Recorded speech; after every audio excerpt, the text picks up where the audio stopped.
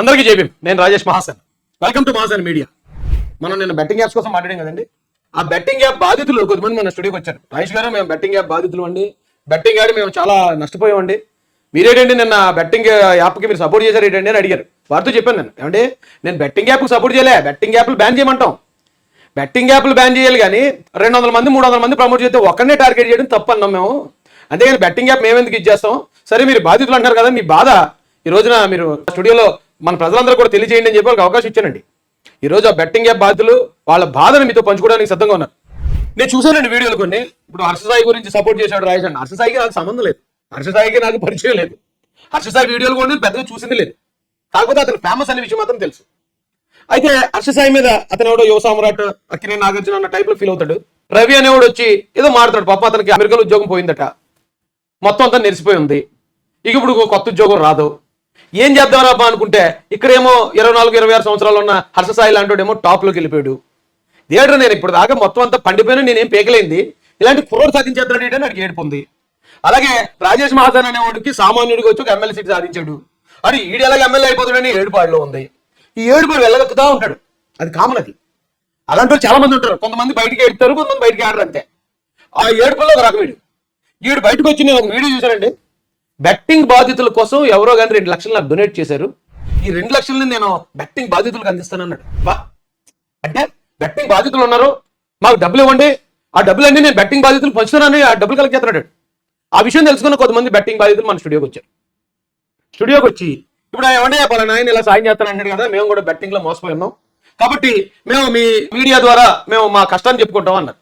సరే చెప్పండి రా అబ్బాయి, అయితే మరి తప్పే ఉంది, ఎందుకంటే మీ పేరుతోనే కదా వసూలు చేస్తున్న డబ్బులు, సరే చెప్పండి అయితే అన్నాను. అయితే నేను ఇంకొక మాట చెప్తానండి. లోపు ఇంతకుముందు ప్యాకెట్ ఆడేవారండి, మా వీధుల్లో మా పేటలో ప్యాకెట్ ఆడేవారు. ప్యాకెట్ ఆడుతుంటే ఆ పేటలో ఉన్న వాళ్ళు అందరూ తిట్టేవారండి, రే నీ భార్య కష్టపడుతుంటే, నీ కొడుకు కష్టపడుతుంటే, నీ కూతురు కష్టపడుతుంటే ఆ డబ్బులన్నీ పట్టుకెళ్ళి ప్యాకెట్లో పెడతాడు రే, పనికి మళ్ళీ నీకు అసలు బుద్ధి ఉందా, సిగ్గుందా, నువ్వు మంచి బతుకు బతుకున్నా లేవని అందరూ తిట్టేవారండి.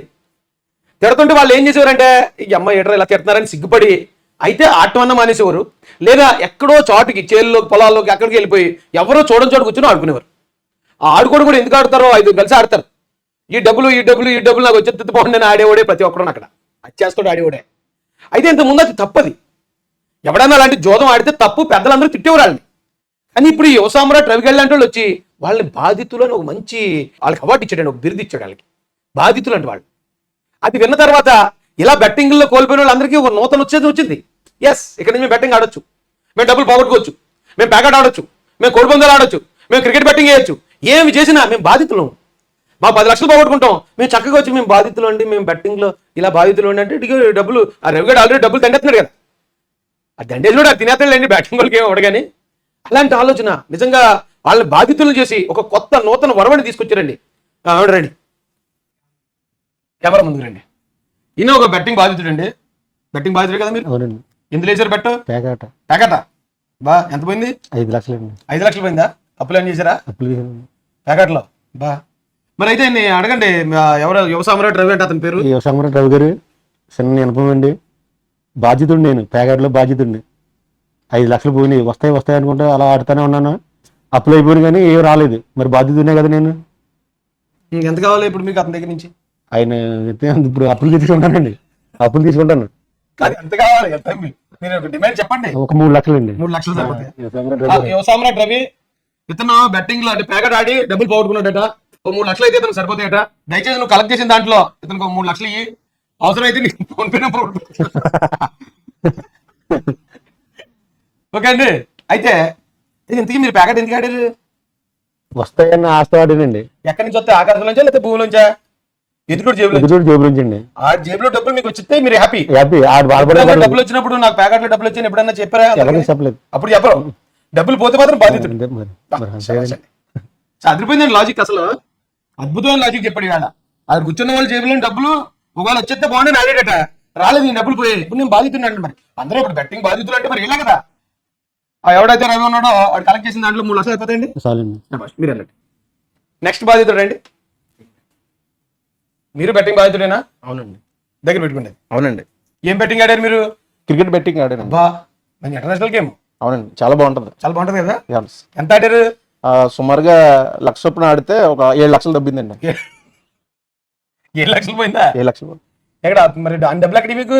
ఆ డబ్బులు లక్ష అంటే ఏముందండి, ఏదోటి ఫ్రెండ్స్ ఉంటారు, తర్వాత ఇంటికాడ బీరువాలో పెట్టి అవి కూడబెట్టుకుని వస్తుండే. సరే వెళ్ళండి. అయితే 7 లక్షలు పోయి. అవును. ఇప్పుడు ఆ యువసామ్రాట్ రెవెన్యూ మీకు ఎంత ఇస్తే సరిపోద్ది?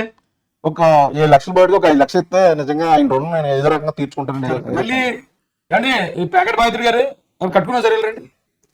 ఒకసారి ఇలా ఇద్దరు వెళ్తారండి. ఒకవేళ నిజంగానే మీకు ఎవరన్నా మళ్ళీ డబ్బులు ఇచ్చారు అనుకోండి, మీరు మళ్ళీ ప్యాకెట్ మీరు మళ్ళీ బెట్టింగ్ ఆడతారు కదా. అంటే మరి పోయిన డబ్బులు మళ్ళీ తెచ్చుకోవాలి కదా. వస్తాయండి ఆశ. నాకు బాధ్యుడు ఎమ్మసామరట్టు మైక్ పెట్టండి. మాకు రవి గారు ఉందని చెప్పి మేము బాధ్యతలేమండి. మాకు డబ్బులు ఇచ్చడానికి మళ్ళీ రవి గారు మళ్ళీ వస్తాయని ఆస్త ఆడతాను. మళ్ళీ పోతే బాధ్యత కింద గుర్తుంటారు కదా ఈయన. మాకు ఎలాంటి రవి గారు ఉండాలండి. ఈ రవి గారి కోసమే ధైర్యంగా ఆడతాను. ఓకే మీరు ఒకవేళ ఎవరైనా సాయం చేశారు మళ్ళీ ఏం చేస్తారు? పోయిన కసితో ఉన్నాను కాబట్టి మళ్ళీ ఖచ్చితంగా సంపాదించడం చూస్తానండి. ఒకరి దగ్గర దెబ్బేసి ఖచ్చితంగా ఆ దగ్గర దెబ్బడానికి చూస్తానండి. నా డబ్బులు పోయిన సంగతి నాకే తెలియదు పోయేదాకా. ఓకే అలా గట్టి కష్టపడి మళ్ళీ బెట్టింగ్ ఆడి మళ్ళీ డబ్బులు ఇచ్చేస్తామండి ఖచ్చితంగా. బెట్టింగ్ బాధితులు నిజంగా ఒక మంచి యాటిట్యూడ్ తోటి ముందుకు పోతున్నారండి. ఒకవేళ నిజంగా ఇప్పుడు నేనైతే మామూలుగా అయితే నేను తిడతాను, ఎందుకు ఆడారో బెట్టింగ్ అని. అవునా? అవును. ఎవరైనా తిడతారు, ఇంట్లో తిట్టి ఉంటారు కదా. తిట్టు ఉంటారు అలా బెట్టింగ్ ఆడుతుంది తిడతారు మామూలుగా అయితే. కానీ యువసామ్రాట్ రవి గారు లాంటి వాళ్ళు వచ్చి బెట్టింగ్ ఆడి డబ్బులు పోగొట్టిన వాళ్ళు బాధితులు అని చెప్పి ఆ బాధితుల సంఘం కోసం డబ్బులు కలెక్ట్ చేస్తాడు. ఏంటాడు 2 లక్షలు ఎంత కలెక్ట్ చేశాడు? నాకు ఎవరో 2 లక్షలు ఇచ్చాడా అంటే బయటికి 2 లక్షలు బయట పెట్టాడు. ఇంకెంత కలెక్ట్ చేసాడు ఇలాగ బెట్టింగ్ ఆడి ఒళ్ళు కొవ్వెక్కి ఇంట్లో డబ్బులు ఊళ్ళో డబ్బులు అప్పులు చేసిన డబ్బులతో ఆ డబ్బులన్నీ పోగొడితే వాళ్ళని 4 తిట్లు తిట్టారు. ఆడకంటారా అలాంటి బెట్టింగ్ అని చెప్తారా, లేకపోతే వాళ్ళు బాధితులైతే వాళ్ళకి సాయం చేయమంటారా?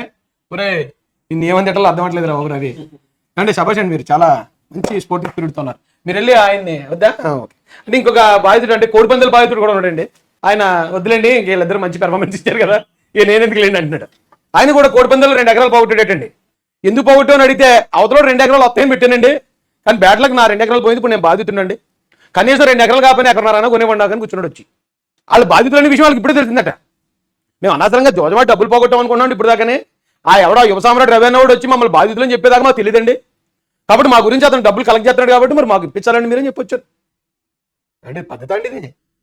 అండ్ ఇంకో మాట కూడా చెప్తానండి. ఇప్పుడు అర్షసాయి అనే ఆయన మీద చాలా మంది మాట్లాడుతూ ఇంకో మాట అంటున్నారు. ఏంటంటే అర్షసాయి చేసే సేవా కార్యక్రమాలన్నీ ఫేక్, అయ్యేమి కూడా నిజంగా కాదు, అదంతా స్క్రిప్ట్, వాళ్ళందరూ ఆర్టిస్టులే అంటున్నారు. అది స్క్రిప్టా లేకపోతే ఒరిజినలా నిజమా కాదా నాకేం తెలియదు. అయితే ఒకవేళ నిజంగా ఎన్ని ఫేక్ అయితే ఇప్పుడు ఆయన పట్టుకెళ్ళి డబ్బులు ఇచ్చేస్తాడండి ఒక ఆయనకి, అది నిజంగా ఫేక్ అనుకోండి, ఎవరు చెప్పాలి బయటకు వచ్చి?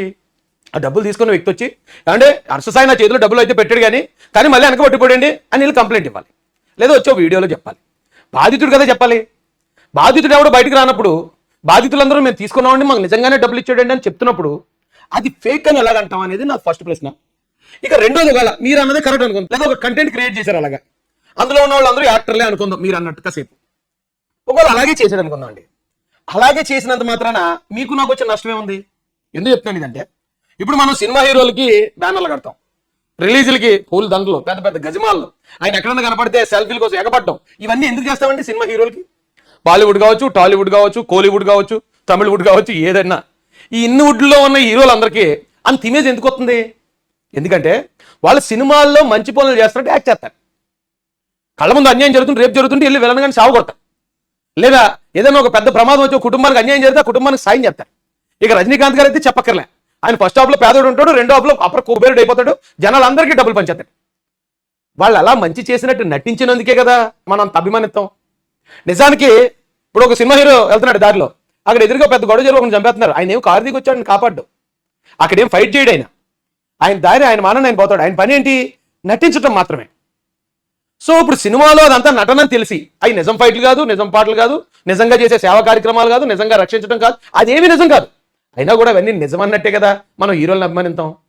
ఒకవేళ ఇక్కడ అర్షసాయి చేసేది నిజంగానే అదొక కంటెంట్ అనుకుందాం, కంటెంట్ అయినప్పుడు అతను అభిమానించే వాళ్ళు అభిమానిస్తారు, ఇష్టం లేని వాళ్ళు చూడొద్దు. అక్కడితో వదిలేయటం మానేసా నువ్వు ఫేక్ చేసి నువ్వు పేరు తెచ్చుకుంటున్నావు అంటే వెనకాతలు ఎవడు బ్యాక్గ్రౌండ్ లేకపోతే ఎవడన్నా ఒక్కడు ఎదుగుతుంటే చాలరా బాబు, వాళ్ళు లేనిపోయిన వంకలన్నీ ఎత్తికెత్తారు, కోడిగుడ్డు మీద ఏకలు పీకెత్తారు. అది నేను అన్నది, బెట్టింగ్ యాప్స్ని బ్యాన్ చేయాలి. బెట్టింగ్ యాప్ ఎవడు వాడినా, బెట్టింగ్ యాప్ ఎవడు ఆడినా, ఇప్పుడు బాధితులు బెట్టింగ్ యాప్ బాధితులు అన్నారు సరే, అలా ఆడేవాడిని కూడా బొక్కలు వేసేయాలి. ఎందుకంటే ఇంతకుముందు ఇక్కడ ప్యాకెట్ ఆడేటప్పుడు ప్యాకెట్ క్లబ్ ఉండే కాదండి, ఆడేవాడిని కూడా బొక్కలు వేసేస్తారు. మీకు గుర్తుందా? ఎక్కడ ఆడేవాడిని కూడా వేసేస్తారు కదా లోపల. ఇక్కడ బెట్టింగ్ ఆడేవాడిని కూడా బొక్కలో దోసేస్తారు 10 మందిని. బెట్టింగ్ అట్ట మానేస్తారు అంతే తప్ప బెట్టింగ్ ఆడుకోండి, మిమ్మల్ని బాధితులుగా గుర్తించి మేము ప్రోత్సాహకత్వం, గవర్నమెంట్ని సబ్సిడీ ఇప్పిస్తాం, మీకు లోన్లు కూడా ఇచ్చి మీతో బెట్టింగ్ ఆడిస్తాం అంటే ఎవడు మాట్లాడండి? అరే మీరు చేసే తప్పురా, అలా చేయకండి రా అంటే సిగ్గుపడేది ఆడటం మానేస్తారు. వాళ్ళని ఎంకరేజ్ చేయకూడదు. వాళ్ళు మన పెద్దలు తిట్టేవారండి, ప్యాకెట్లో పడుతుంది యాదవ, అత్తమాట ఇలా ప్యాకెట్లో కూర్చుంటే యాదవ కన్నా బుద్ధి ఉందా లేదా అని తిట్టేవో మీకు గుర్తులేదా? మరి ఇప్పుడు బెట్టింగ్ ఆడుతున్నారు యాదవ, ఎందుకు ఆడారో బెట్టింగ్, బుద్ధి జ్ఞానం లేదా అని అలా తిట్టాలి, 10 మందికి చెప్పాలి. అది వదిలేసి ఎవడో ఒకరు ప్రమోషన్ చేయటం వల్లే ఈ బెట్టింగ్ ఆడాడు, అందువల్ల ఈ డబ్బులు పోయి, అందువల్ల ఈ ఆత్మహత్య చేసుకుంటున్నాడు, ఇదేం లెక్కండి? అంటే ఒకరిని ఫ్రేమ్ చేశారు అనిపించింది నాకు. నాకు ఎవరితో సంబంధం లేకపోయినా ఊళ్ళో గొడవలని నా గొడవలే, ఎవరికైనా అన్యాయం జరిగిందని ఇలాగే మాట్లాడతాను. అది తప్పు, ఒకరిని టార్గెట్ చేయడం తప్పు అన్నాను నేను. దానికి మనోళ్ళు చేసే బెట్టింగ్ యాప్లని సపోర్ట్ చేస్తున్నారు రాజేష్ మాసేన అంటున్నారు కొంతమంది. ఎలా ఉంటుంది అంటే ఇక్కడ సమాజంలో ఫస్ట్ ఎవడో ఒకటి నచ్చడు, ఎవడో ఒకటి ఎదిగేస్తుంటాడు పైకి. ఆడు ఎదిగేయడం నచ్చని వాళ్ళు, ఇప్పుడు ఎగ్జాంపుల్ మీరు అది తీసేది పర్లేదు, ఆ క్యారెక్టర్ అయిపోయింది కదా. ఇప్పుడు ఆయన కదండి, నేను ఇంకొక ఆయన. ఇందాక నేను చెప్పిందంటే జస్ట్ స్కిట్ అంతే, లేవు నిజంగా బెట్టింగ్ బాధితులు కాదు. నువ్వు కూడా వచ్చి ఒకసారి కనపడి వెళ్ళిపో, రామ మెరుపు దగ్గర త్వరగా అలా చూసేవి సరే. ఓకే శబాష్, పెర్ఫార్మెన్స్ మాత్రం అదరగొట్టేవారా. వెళ్ళు మాసన్ మీడియా ఆఫీస్ స్టాఫ్లో. అయితే ఒకనే టార్గెట్ చేయటం, మీరు రండి సరే. ఇప్పుడు ఇతను అంటే నచ్చదండి, ఇతను ఎదిగేస్తున్నాడు అనుకోండి, అంటే ఒక స్ట్రాటజీ చెప్తాను, ఈ సమాజంలో జరుగుతున్న స్ట్రాటజీ.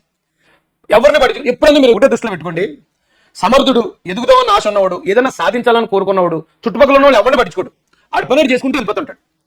ఎందుకు పనికిరాని పనిమాలలో కొంతమంది ఉంటారు పక్కన, వాళ్ళు ఇటుకలుగా సాధించలేరు.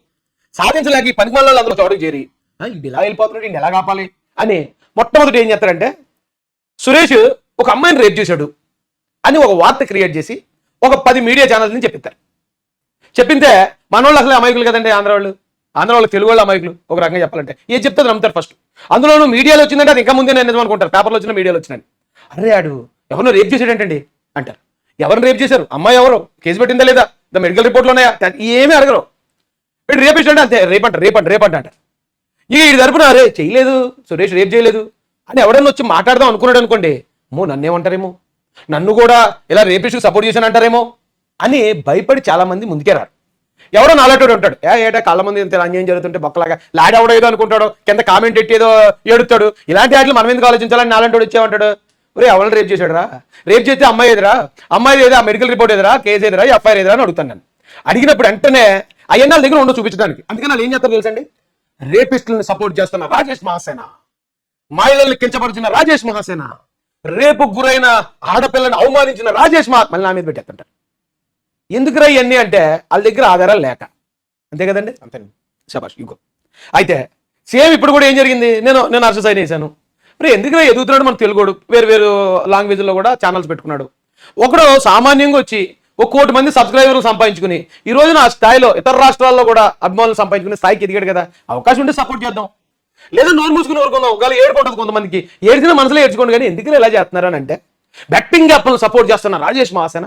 అంటే మీరు బెట్టింగ్ యాప్లు ప్రమోట్ చేయడం ఏమండి, గడ్డి తినమని తినేస్తారా? ఎవరో ఇప్పుడు నేను వచ్చాను, ఒరే గడ్డి తినేయండి అని తినేస్తారా? ఎవరో చెప్తా ఆడు చెప్పాడు కాబట్టి ఆడేశాడు, అరే చెప్పబోదా ఆడు చెప్పాడు కాబట్టి ఆడి. అదే ఒకవేళ అససాయి చెప్పినట్టు ఎవడో బెట్టింగ్ ఆడాడు, ఆడికి ఒక 10 లక్షలు వచ్చాయి. ఆడేమన్నా బయటకు వచ్చి అంటే అర్షసాయి గారు చెప్పడం వల్ల నాకు 10 లక్షలు వచ్చాయని చెప్పడు, సైలెంట్గా వెనకాల జేబుల్లో ముందు జేబుల్లో కుక్కేసుకుని ఎవరికి చెప్పకుండా ఇంటిపోతాడు. అదే ఆ డబ్బులు కానీ పోయి అనుకోండి, ఇక మా వాళ్ళు అలా కదా, అదే డబ్బులు పోయాయి అనుకోండి 10,000, అర్షసాయి చెప్పాడు కాబట్టి అండి నాకు 10,000 పోయండి. 10 లక్షలు వచ్చినప్పుడు పోనీ అర్షసాయి కానీ 10,000 పట్టుకెళ్ళి ఎత్తాడా ఎవడో, పోతే మాత్రం అర్షసాయి చెప్పాడు కాబట్టి, వస్తే మాత్రం ఈ టాలెంట్ అని. అసలు ఆ బెట్టింగ్ ఆడటం ఆపాలండి. యాప్లను ఆపలేం, ఆన్లైన్ గేమ్ ఇది. ఇక్కడ ఆపితే తెలంగాణలో మొదలెడతారు, తెలంగాణలో మొదలెడితే ఉత్తరప్రదేశ్లో మొదలెడతారు, అక్కడ ఆపితే బీహార్లో మొదలెడతారు, లేదా నైజీరియాలో మొదలెడతారు. ఆన్లైన్ గేమ్ ఇది. ఎక్కడి నుంచైనా పెట్టేస్తాడు వీడు, ఎక్కడి నుంచైనా ఆడేస్తాడు దోలన్నవాడు, డబ్బులు ఎక్కడి నుంచైనా దొబ్బెడతాడు. అంతే తప్ప ఇది ఇందులో ఒక్కరిని టార్గెట్ చేయడం కరెక్ట్ కాదని చెప్పానండి నేను. అయ్యా నేను చెప్పిన దాంట్లో ఏమన్నా నిజంగానే బెట్టింగ్ యాప్లు ప్రమోట్ చేసే రాజేష్ మహాసేన, బెట్టింగ్ యాప్లో రాజేష్కి కూడా కమిషన్లు ఇచ్చారు, లేకపోతే అర్షసాయి ఏదో కమిషన్ ఇచ్చాడు అనుకుంటే ఇక మీ కర్మ, నేనేం కాదనలేను దానికి. 48 ఆన్లైన్ గేమ్స్ 48 ఉన్నాయట. ఇప్పుడు ఈవేళ క్రికెట్ ఏది మ్యాచ్ జరుగుతుంది కదా, 100 కోట్లు బెట్టింగ్ వేసుకుంటారు. ఎవరు చెప్పడని వేస్తున్నారా, వాళ్ళు అర్షయ్ చెప్పడని వేస్తున్నారా, రాజేష్ మహాసేన చెప్పడని వేస్తున్నారా? 100 కోట్లు బెట్టింగ్ వేసుకుని ఈ నైట్ సంక్రాంతి పోయే వాళ్ళు చాలా మంది ఉంటారు. బెట్టింగ్ వేసే దూలన్నవాడికి ఎవరు చెప్పక్కర్లేదు. మందు వేసే ప్రతి ఒక్కరు కూడా ఇవాళ మనసు బాగోలేదని వేసాను అంటాడు బొక్క. రేపు పొద్దున ఎందుకు తాగారంటే వాళ్ళు చాలా ఆనందంగా ఉందని తాగినట్టు దానికి కారణం అది. అంతే తప్ప ఏదో పని చేసేవాడు ఎప్పుడో కారణం ఎత్తుకుంటాడు. ఆ కారణాన్ని చెప్తారు తప్ప ఏదో పని చేయకుండా ఎలా ఉండాలి, ఎలా మనల్ని మనం నిగ్రహించుకోవాలి అని ఇంతకుముందు పెద్దలు చెప్పేవారండి మహానుభావులలో. ఇంతకుముందు పెద్దలు ఎలా ఉండేవారంటే అరే తాగి ఉండి చూసి తిట్టడం, ఎలా బుద్ధిగా ఇది లేదా, ఇంట్లో పిల్లల్ని చూసుకోకుండా నువ్వు తాగుతున్నావు ఏంటి, ఆ ప్యాకెట్ ఆడడం ఏంటి, ఆ కోడి పందాలకి వెళ్ళడం ఏంటి అని తిట్టేవారు వాళ్ళు. ఇప్పుడు వచ్చారు ఈ ఉసామరాట్ గళ్ళు అంటే బొకడగళ్ళు, వీళ్ళు వచ్చారు బాధ్యత. అంటే ఈడు కూడా ప్యాకెట్ గడ్ అయి ఉంటాడు, ఈడు ప్యాకెట్ ఆడి, ఈడు మందేసి, ఈడు జోజుమాడి రకమై ఉంటాడు, డబ్బులన్నీ పోగొట్టుకుని ఉంటాడు. ఆ క్రమంలో అమెరికాలో ఉద్యోగం తీసేస్తే గడ్డాలు పెంచుకుని వచ్చాడు ఇండియాకి.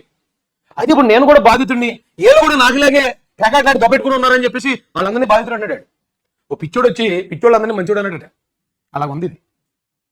అది దానికోసం మాట్లాడానండి నేను, అంతే తప్ప దాంట్లో మాట్లాడితే నాకేమవుతుంది, మాట్లాడకపోతే నాకేమవుతుందండి. బల్లెటోళ్ళే మీరు.